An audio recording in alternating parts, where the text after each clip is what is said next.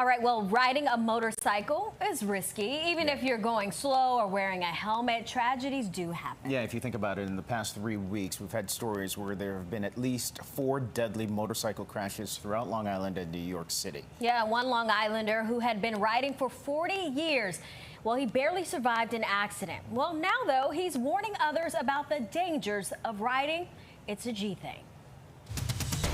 G Thing, presented by Northwell, who believes when we raise health, we raise everyone.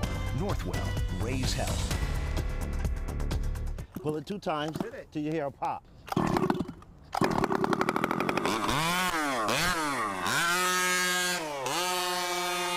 The engine, the roar. This is what makes Sean McDuffie happy. Once it's in your blood, you can't just let it go. But he only picked up the controller to replace the high he got from riding motorcycles. I got a new hobby now. The newfound passion for this type of riding comes after he almost died. The car turned and he stopped, dead in the middle of the road. Then what happened?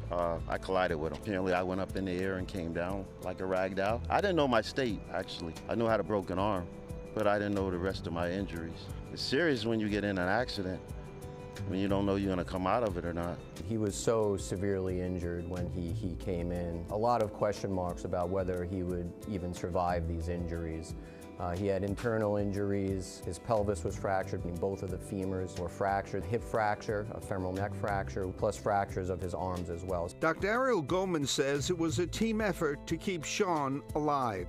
It takes a lot to put someone's bones back together that are pretty mangled up. Because Sean was wearing a helmet, that's why we were able to save his life. If he wasn't wearing a helmet, he wouldn't be here today. Is there such a thing as a safe ride on a motorcycle? All, motorcycle encounters have a risk for injury. Patients on motorcycles don't have the protection that we have in cars. Sean gave up the bike and learned to walk once again. A lot of hard therapy. He returned to North Shore University Hospital to thank the team that actually saved his life. Good. Yes. Great. Thank you. Thank you. I feel real good. It's nice to see you. Yeah. I'm happy to be walking. Definitely. I'm taking baby steps, but I'm getting a whole lot better. I'm not surprised I'm walking because I wanted to do it. I just take it day by day. It's been a long journey. At least I'm still here. Sean will never hop on another bike, but for people who do, make sure you want to put your body through it if you get into an accident. Now he keeps his feet on solid ground. This eases your mind? Yeah. I got to get out of here. it's great that he still gets the adrenaline rush with that, I guess. Yeah, that's what I wanted to say. The Dr. Goldman, gets an adrenaline rush because he likes complex surgery. He's the guy you go to when it's really bad.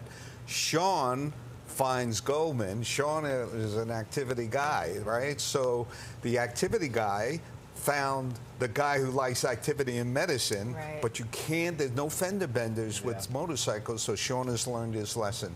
Yeah. And he said something interesting that I've heard all along. If you're going to have a motorcycle, expect that you'll get into a crash. Well, I never heard that, but I think it's true. I think it's true. Sad but true, but all right. Thank you, G.